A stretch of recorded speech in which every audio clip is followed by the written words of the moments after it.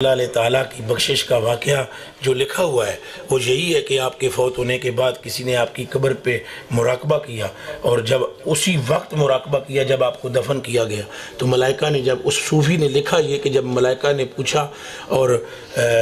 معاملہ ہوا اور پھر وہ لوٹ کر آئے، پھر رات کو امام غزالی سے ملاقات ہوئی اور مراقبے کو اور اس خواب کو بالکل اس کا نخبہ نکال کر انہوں نے یہ تحریریں لکھی کہ امام غزالی سے پوچھا ہم نے کہ پھر سنائیے کیا ہوا، کہا میں نے 1000 سے زائد کتابیں لکھی ہیں لیکن وہ کتابوں کی وجہ سے تو میں نہیں بخشا گیا، البتہ ایک دن میں کیا کر رہا تھا کہ قلم ڈبو کرنا، ایسے قلم ڈبو کر سیاہی سے میں کچھ لکھنے لگا تو ایک مکھی آ کر بیٹھ گئی اور وہ چوسنے لگی اس کے سامنے سے، میں نے اپنے ہاتھ کو روک دیا، اگر میں نے تحرک کیا یعنی حرکت دی تو یہ مکھی کہیں پیاسی اڑ نہ جائے، تو یہ پیاس اپنی بجھا لے، تو میں نے قلم کو روک لیا تھا۔ اب میری قبر میں ملائکہ کو ایک آواز دی جسے میں نے خود سنا کہ اس نے اپنا ہاتھ روکا تھا تاکہ مکھی کی پیاس بجھ جائے، ہم نے بھی اپنا غضب اس سے روک دیا ہے۔